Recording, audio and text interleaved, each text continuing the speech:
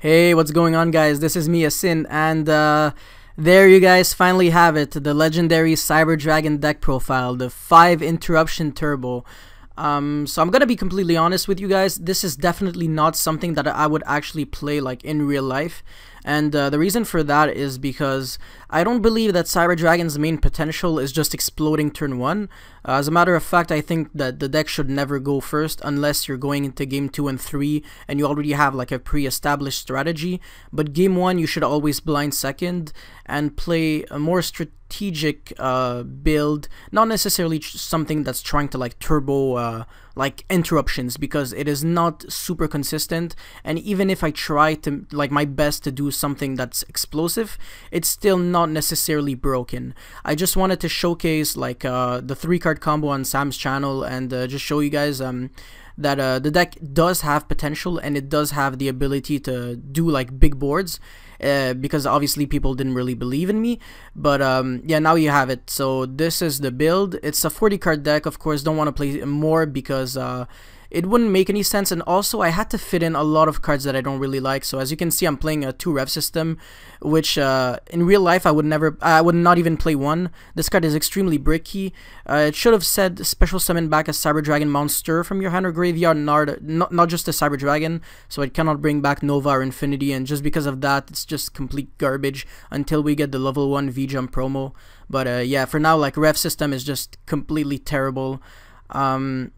And also, we were only playing one of each letter because, believe it or not, they're actually kind of bricks.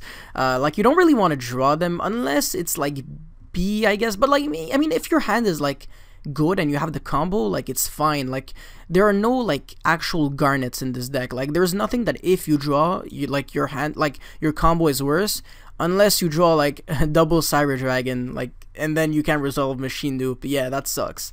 But like, it's the only thing that can kind of screw you over. Apart from that, yeah, we're just maxing out on extenders and stuff like that. As you can see, Monster Reborn, Soul Charge, cards that once again I would never play. Cyber Network, only one Cybernetic Overflow. Once again, I don't like that. Everybody that knows me knows that I play 3 Cybernetic Overflow, and I keep saying if I could play more, I would play more because it is a starter. It's just that in this deck you don't really want to be playing like MSTs and twins and stuff like that, so you aren't really popping your own Overflow. So this card, if anything, in this build is just kind of weak. It's just really slow because you're trying to go so fast. But yeah, anyways, let's get on to it from the very start. So 3 Cyber Dragon, of course, which is basic. 3 Galaxy Soldier, I already explained the letters. 3 Veer, which is just like a free extender. It's not a really powerful card. It doesn't really have like a solid effect, but once again, it's just like a body on the field. And if you have like Soul Charge, for example, you can kind of bypass like certain cards that you would potentially need in the combo. It just sucks that Seeger isn't really like a double Helix-esque card. Like, it doesn't really generate card advantage on its own, but who knows, maybe in the future we'll get like a Machine Link 2 that's actually like really good. But for now, I'm just I'm still dreaming. Yeah, so 3 Veer, 3 Core and 3 Hers. Obviously, like, I hope I will never see a list that is not playing these reshows, because this is actually perfect. Like, you have to play 3 Hers and 3 Core and 3 Cyber Dragon with 3 Galaxy Soldier, no matter what Cyber Dragon deck you're playing. The rest is just like up to personal preference, but like, this is actually like staple. You need to play these cards, you have to. And 3 Overload Fusion, which I don't like. I would not play a single one in real life. I would play Cyberload Fusion, but this actually, in this deck, it's really interesting because you get to banish your cards, and banishing your cards is like better than shuffling back banished into the deck, because it allows you to pop your own overflow and bring back the monsters that you just banished. So Overload Fusion is like needed. Cyberload Fusion in this deck, you don't play it, so it's completely different. And of course, some free extenders. Another starter that's super overpowered, Machine Dupe, enough said. Upstart, because, you know, why not? And we're technically playing 4 upstarts, my bad, 4 upstarts because I play Into the Void, because you don't play hand traps. This is like an explosive deck, so you don't want it to like clog on cards that just keep like keep you behind, not doing anything. and as you can see, the spell lineup is really high, and your spells are kind of bricky if you don't draw monsters, so you just have to turbo out and just hope you draw like into your engine as quickly as possible, because if you can do that turn 1 board, there is no way in hell anyone is breaking it. It's just completely impossible. The only way to break it is if you play Cyber Dragon yourself and you open a good hand, because the deck doesn't even lose that much to like Mega Fleet and Fortress. Like, it'll just lose 2 interruptions, but it ends on 5, so like I don't care. Like come at me, I still have like 3 to 4 interruptions. Sometimes I can do 6 interruptions in this deck. It's absolutely crazy. And yeah, and also I play 2 Repair Plant, which is the final thing that I have to explain. So Repair Plant allows you to kind of grind, because the double effect of Repair Plant is really relevant. It allows you to shuffle back a light machine from your deck while you're searching a card, yeah, to your deck or extra deck from your graveyard, sorry. And we only have space for 1 infinity. So the second Repair Plant is kind of there to ensure that even if you use the first one, just the first effect to search a Galaxy Soldier, the second Repair Plant would make sure that you would be able to like summon like 2 infinities in 1 duel and grind out your opponent, because 1 infinity in the extra deck is, yeah, it's kind of rough, but yeah, as long as you have this, you're fine. And we'll go into the extra deck right now. So only one Mega Fleet, but 2 Fortress. So like, the ratios, like, you're still fine against Brandish, because their monsters, they lose to Mega Fleet just as much as they lose to Fortress. So as long as you're playing like 3 in total, you're okay. You don't necessarily have to play like a second Mega Fleet. It's just that against like certain matchups like Paleozoic, when you keep Mega Fleeting their Toad, you might miss it. But apart from that, it's kind of fine. I've been winning games like... by the way, I've been playing this deck like online, and I have been getting like pretty good results.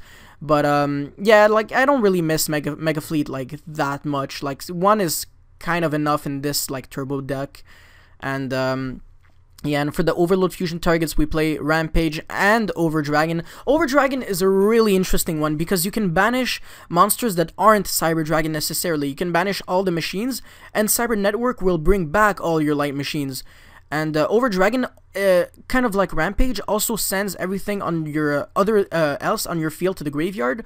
So if you summon Overdragon or Rampage, you'll send Network and then bring back everything. And Overdragon makes it so even if you only have like let's say Galaxy Soldier as your light machine, you can still banish it, make Overdragon, and then bring back the Galaxy Soldiers, and then do the full combo from there. So it still works. You just need a little bit more extenders, and sometimes when your combo is not that good, you will be missing the Hope Harbinger, the rank 8, because that one is like, you have to invest a lot to make the Harbinger. You have to double contact fuse and then rank 8, so it's kind of crazy.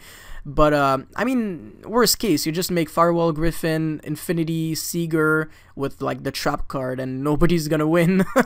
Oh, and Buster. Sorry, I can't forget this guy.